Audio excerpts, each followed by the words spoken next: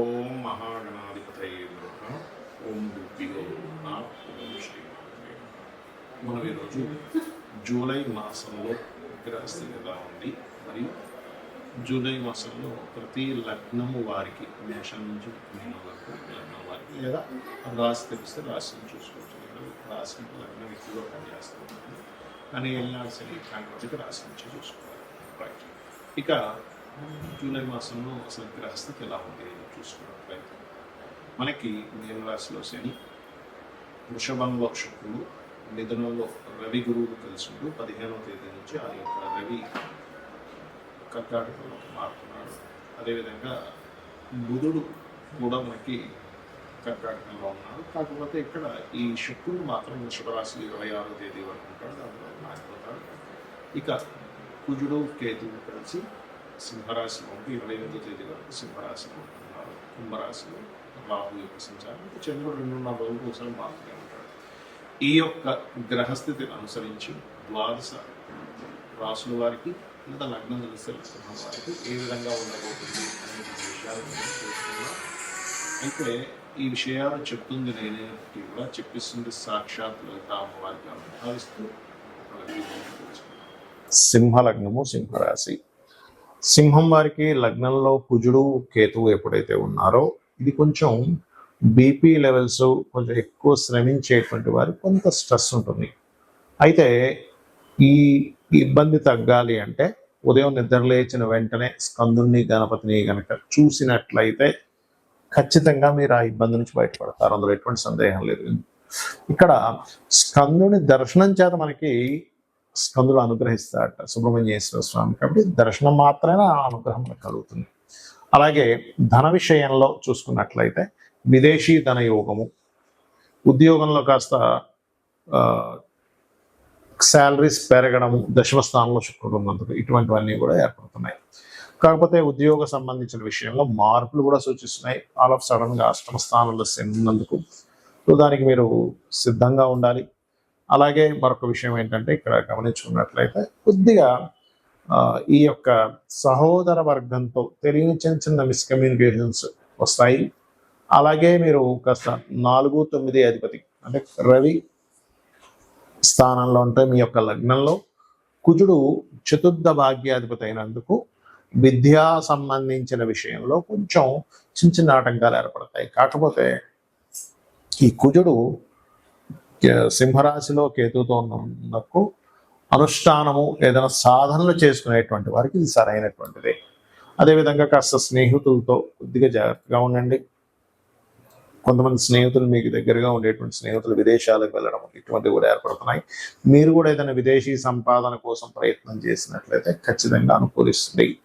కాకపోతే ఇక్కడ వివాహ నిర్ణయాల, వివాహ సంబంధించిన విషయాల్లో కొంత జాగ్రత్తగా ఉండాలి. ఎందుకంటే సప్తమాధిపతి అష్టమ స్థానంలో స్థితి ఉన్నాడు కావున ఇక ఉద్యోగ అవకాశాలు అయితే వస్తాయి కానీ మార్పులు ఉంటాయని కూడా మనం చెప్పుకున్నాము.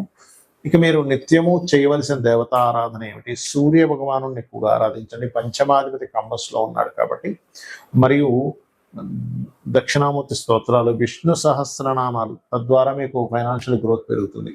ధనాధిపతి వ్యయ స్థానంలో ఉన్నది చేయండి, అన్ని విధాలా మీకు బాగుంటుంది. చాలామంది 2 రకాల భయాలు ఎక్కువగా పెంచుకుంటారు. ఒకటి ఏలినాడు శని, అర్ధాష్టమి శని, అష్టమ శని అనే శని ప్రభావం. రెండోది కాలసర్ప యోగం. ఇక్కడ ఒకటే గుర్తుపెట్టుకోండి, కాలసర్పము యోగం అనేటువంటిది ఏదైతుందో జన్మజాతకానికి అసలు అప్లై చేయకూడదు.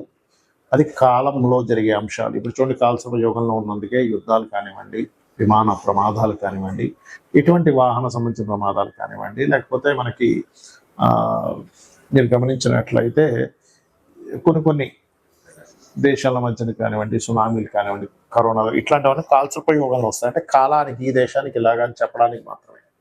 కేవలం సహజంగా ఉండే సర్పదోషాలు వాటికి కూడా పెద్దగా టెన్షన్ పడకుండా రావి చెట్టుకి ప్రదక్షిణం చేసుకోవడము, అక్కడ ఉండేటువంటి సర్పాల మీద పాలు లేనట్లయితే పసుపు నీళ్ళు వేయడం, లేదా సర్ప ప్రతిష్ఠ చేసుకోవడం ద్వారా ఖచ్చితంగా తొలగిపోతుంది. అంతగా భయం వేస్తుందండి నాకు కాలసర్ప యోగం వల్ల నా ఆగిపోతున్నాను, మీకు ఇన్నర్ ఫీలింగ్ ఉంటే కాళహస్తికి వెళ్ళరండి. ఈశ్వరానుగ్రహం ఉంటే ఖచ్చితంగా ఏ దోషమైనా పోతుంది. ఇంకా ఏలినాడ్స్ అనే విషయంలో కూడా చాలా మందికి ఏంటంటే ఏలినాటి శని ఉంటే ఏమీ పనికిరాదు అనుకుంటారు. నేను చాలా వీడియోలో చెప్పాను, అయ్యా ఏలినాటి శని సమయంలో సీఎంలు పిఎంలు అయిన వారు ఉన్నారు. నరేంద్ర మోడీ గారు కూడా ఏలినాటి శనిలోనే పిఎం అయ్యారు, అర్ధాశ్రమంలోనే కంటిన్యూ అయ్యారు. మోడీ గారి దగ్గర నుంచి మనకి చంద్రబాబు నాయుడు గారు, స్వర్గీయ ఎన్టీ రామారావు గారు, జగన్ గారు అందరూ కూడా ఏలినాటి శనిలోనే సీఎంలు పిఎంలు అయిన వాళ్ళు అని చెప్పి.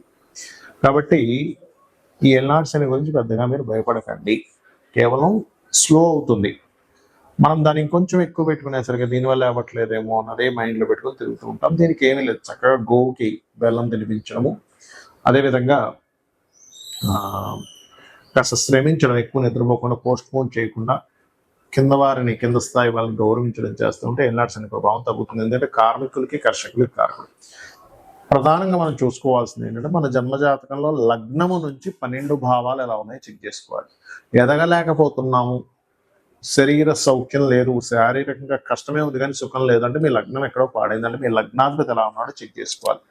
ధనం రావట్లేదంటే ఎంత ప్రయత్నించినా ధనం విషయంలో చాలా ఇబ్బందిగా ఉంది అనుకునేప్పుడు మీ ధనాధిపతి ఎలా ఉన్నాడో చూడాలి. మీ ధనస్థానాధిపతి గనక పాపకర్తెరలో ఉంటే అది ఏ పాపకర్తెరలో ఉందో దానికి సంబంధించిన రెమెడీ చేసుకుంటే, దానం ఇవ్వడమో గ్రహాన్ని దీపారాధన చేయడం ద్వారానో పెరుగుతుంది. లేదా ఇంట్లో ఒక్కోసారి ఉత్తర భాగంలో దోషం ఉన్నా సరే ధనహీనత వస్తుంది. అంటే ఉత్తరంలో కంప్లీట్గా వైట్ కలర్, నేను చాలా ఇల్లు వాస్తు చూసినప్పుడు వాళ్ళకి ఉత్తరంలో రెడ్ ఎల్లో కలర్స్ ఉండడం, లేదా ఉత్తరంలో బాత్రూమ్స్ ఉండడం వల్ల కూడా వాళ్ళకి దోషాలు ఏర్పడ్డాయి. అది మార్చినప్పుడు వాళ్ళకి అక్కడి నుంచి మళ్ళీ ధనం రావడం జరిగింది వాళ్ళ ఇళ్లలో. అలాగే మరొక విషయం ఏంటంటే ఇక్కడ మీకు సిబ్లింగ్స్తో పడదు కొంతమంది, ఎందుకు 3వ స్థానం పాడైంది. సో ఎవరితో ఏ బంధువర్గం ఉందో వాళ్ళతో పడదు, దానికి సంబంధించిన విషయంలో కొంచెం జాగ్రత్తగా ఉండడం, వాళ్ళతో కాస్త తెలుసుకోవడం చూసుకుంటున్నారు. అదేవిధంగా కొంతమంది ఫలానా చదువుతున్నామండి కానీ నాకు ఎందుకు ఆ చదువు కలిసి రాలేదంటారు. అంటే ఏమిటి, మీ ధనాధిపతి వేటి మూలంగా ఉంది, దానికి సంబంధించి చదవడం మంచిది. అంటే మీకు రవితో ఉన్నాడు, అప్పుడు ఏంటి మీరు మెడికల్ రంగాలు, చంద్రుడితో ఉన్నాడు ఫుడ్ రిలేటెడ్ లేదా ట్రాన్స్పోర్టింగ్ రిలేటెడ్, గురువుతో ఉన్నాడు టీచింగ్, బుధుడితో ఉన్నాడు బిజినెస్ మార్కెటింగ్, ఇట్లా ఒక్కొక్కటి. శుక్రుడితో ఉన్నాడు అందానికి సంబంధించిన, రాహుకేతువులతో ఉన్నాడు ఫార్మా లేకపోతే ఫ్యాషన్, మన ఈ యొక్క సాఫ్ట్వేర్ రిలేటెడ్ సంబంధించినటువంటి, ఇట్లా ఒక్కొక్క గ్రహం దేంతో కలిసి ఉన్నాడు. శాటర్న్తో ఉన్నాడు ఆయిల్స్ లేకపోతే పురాతన సంబంధించి ఇట్లాంటివన్నీ కూడా. అలా ఏంటంటే అసలు మనకి ఎప్పుడు సరైనటువంటి యోగం ఉంది, ఇన్వెస్ట్మెంట్ చేయడానికి సరైన సమయం ఏమిటి అనేది ఆస్ట్రాలజీలో తెలుస్తుంది. చాలా మంది ఇన్వెస్ట్మెంట్ రాంగ్ టైంలో ఇన్వెస్ట్మెంట్ చేసి ఇబ్బంది పడ్డ వాళ్ళని చాలా మంది చూసారు. రైట్ టైం ఇన్వెస్ట్మెంట్ చేయించిన తర్వాత వాళ్ళు అద్భుతంగా వెళ్ళిన స్టేజెస్ నేను చాలా చూశాను. కాబట్టి ఏంటి, ఇన్వెస్ట్మెంట్ ఎప్పుడు చూడాలి, ఇన్వెస్ట్మెంట్ ఎప్పుడు చేయాలి.